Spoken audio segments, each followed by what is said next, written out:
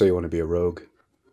Hey everybody, it's Luke from Nerdcraft HQ, where I build some cool stuff and paint minis as well that you can see on Instagram, but that's not why we're here to talk today.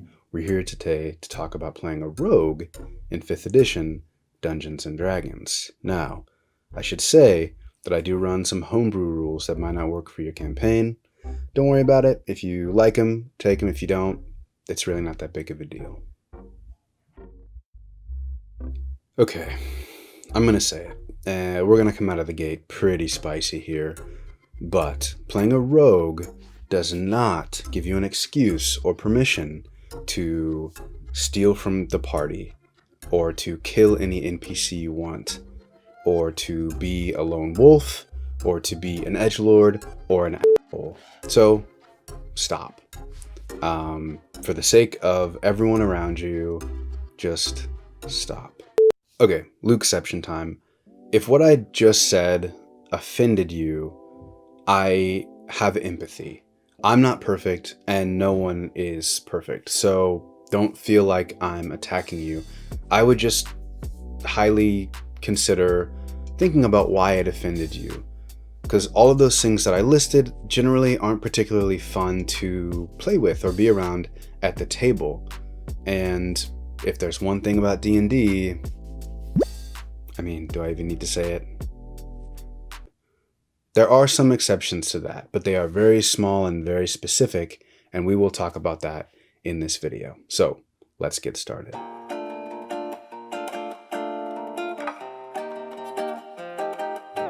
Who hurt you? Okay, I'll stop. I'm becoming the bully now. Rogues are clearly complicated and complex, or at least it feels like they're meant to be.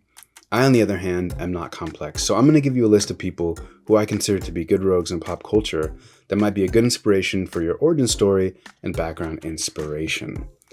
Most of these are not in the high fantasy genre, but that's where your imagination comes into play. So, here we go. I have written down Gamora, Cassian Andor, Gamora's lover, of course, Peter Quill, aka Starmuncch, Arya Stark, Aragorn, Rick O'Connell, and he's from The Mummy, if you weren't a fan, Trinity, duh. I know a lot of people like Loki. I'm not saying I don't like Loki, but I just know Loki's very popular. Michonne from The Walking Dead, and whether you like the movies or not, Captain Jack Sparrow. Pretty good list if you ask me. I hope that one of those resonated with you. In the description, I'll put a list of all those people and where they are featured so you can check them out yourself. I think it's a solid list worth exploring. If you'd like to see me take a deeper dive into one of those character examples, I made a video specifically on Cassian Andor and what I think he brings to the roguish archetype. You can find that exclusively on my Patreon, links below. At first level with expertise, we have several options, and it's really easy to get caught up in wanting to boost the skills that you think are going to be really helpful for you. But if we step away from min-maxing, then we can maybe boost skills that can be conducive to a more fun or better roleplay situation. Don't let this hold you back, think outside of the box. Probably the most sought after ability of the rogue is sneak attack. There seems to be a lot of confusion around sneak attack and the rules, like when do I get it or how do I get it. You get sneak attack as a result of two different things. One, having advantage on the attack in any way. This is probably going to be denoted by your DM, but be sure to know your character and the rules just in case. And two, if the enemy of your target is within 5 feet of your target and they're not incapacitated and you don't have disadvantage, then you get sneak attack. A simpler way to say that is that tanks are a rogue's best friend. So just to be clear, in scenario 1, you would roll 2 d20s and take the higher number because you have advantage. But in scenario 2, you would only roll 1 d20, as having the enemy of your target within 5 feet doesn't grant you advantage, but it simply grants you sneak attack damage. Unless, of course, you have some kind of homebrew flanking rules in place, but that's a whole other story. Thieves' Cant, from what I've seen, seems to be underused, but I can't speak for all the DMs out there. However, if you are a DM and you do have a rogue in your party, I would highly recommend using it because it can be a lot of fun. It can be a really easy way to add in clues or even weave in narrative to the story without making it feel like a lore dump. Another heavy-hitting combo at 5th and 7th level are Uncanny Dodge and Evasion respectively. With Uncanny Dodge, if you can see your attacker and you have your reaction, you can take half damage on the attack against you. That's pretty amazing. With Evasion, if you have, or if you're subject to some kind of dexterity saving throw, on a failed save, you only have to take half damage, while on a successful save, you take 0 damage. There hasn't been a better combo since Tony Hawk's Pro Skater 2. There are, of course, more abilities to the rogue as you level up, but generally throughout this series, I've kind of focused on beginning to play a character or beginning to play a certain class, and perhaps down the road we'll revisit some of these classes and go deeper into the higher level of gameplay.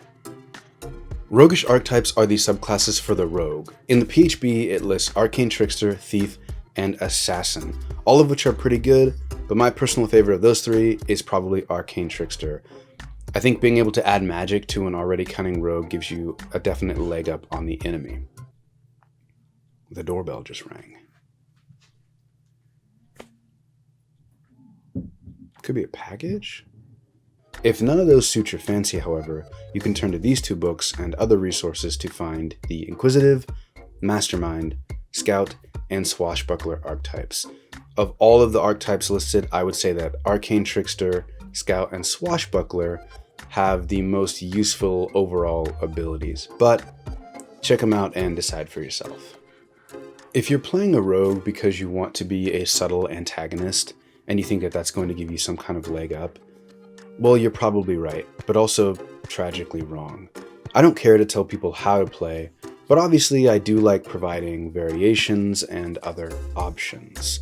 But if you're playing against your fellow players in a way that is 1, not consensual, and 2, doesn't really provide a well thought out or nice story arc, I think you're being unproductive. It's unhealthy for the overall morale of the party, and for some, it might be the reason you didn't get called back to the table. Well, it's what my character would do. Well, that's boring, and the rogue is way too useful and cool to get wrapped up in that kind of nonsense. Lastly, I gotta thank my Craft House VIP patrons, Jess, Josh, and Seth, and of course all my other patrons for their continued support. If you found this video enjoyable, then liking it and sharing it would be super useful to me and helping it get in front of other people's eyes as well. If you want to see more, be sure to subscribe and click the notification bell. All the resources that I mentioned and my links are in the description below. I hope you have a lovely day. Peace out. Wow, was that so hard? Was that so hard? Yeah, apparently it was.